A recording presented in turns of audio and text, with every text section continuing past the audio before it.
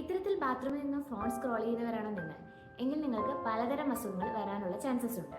ഇത്തരത്തിൽ phone use ചെയ്തുകൊണ്ട് നമ്മൾ ടോയ്ലറ്റ് യൂസ് ചെയ്യുന്ന സമയത്ത് സാധാരണയിൽ കൂടുതൽ സമയം നമ്മൾ അവിടെ ഇരിക്കാറുണ്ട്. സോ ഇത് മലദ്വാരത്തിനകത്തുള്ള പ്രഷർ കൂടുന്നതിന് കാരണമായേക്കാം. സോ അവിടെയുള്ള ബ്ലഡ് വെസൽസ് ഒക്കെ തടിച്ച് പിന്നീട് പൈൽസ് ഡെവലപ്പ് ചെയ്യാനുള്ള സാധ്യത വളരെയേറെയാണ്. ഈവൻ നമ്മൾ അറിഞ്ഞുകൊണ്ട് അവിടെ ഒരു പ്രത്യേകം സ്ട്രെയിൻ അപ്ലൈ ചെയ്തിട്ടില്ലെങ്കിലും ഒരു ഗ്രാവിറ്റി എഫക്റ്റ് മൂലം അവിടെ ഒരു സ്ട്രെയിൻ സ്വാഭാവികമായിട്ട് രൂപപ്പെടാറുണ്ട്. സോ ഇതും ഒരു പൈൽസിലേക്ക് ഡെവലപ്പ് ചെയ്യാനുള്ള കാരണമായിട്ട് മാറുന്നുണ്ട്.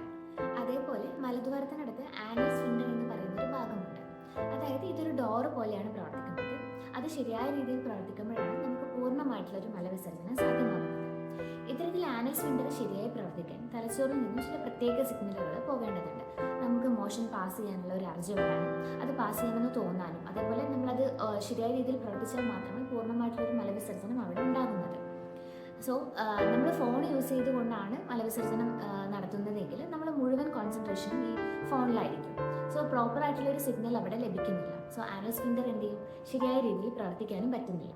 സോ നമുക്ക് പൂർണ്ണമായിട്ടുള്ളൊരു മലവിസർജനം അവിടെ സാധ്യമാകുന്നില്ല. സോ അത് പിന്നീട് കോൺസ്റ്റിപ്പേഷനിലേക്കും, അതായത് നമ്മുടെ മോഷൻ ഭയങ്കര ഹാർഡായിട്ട് അത് കോൺസ്റ്റിപ്പേഷനിലേക്കും പിന്നീട് പൈൽസിലേക്കുമാണ് നയിക്കുന്നത്.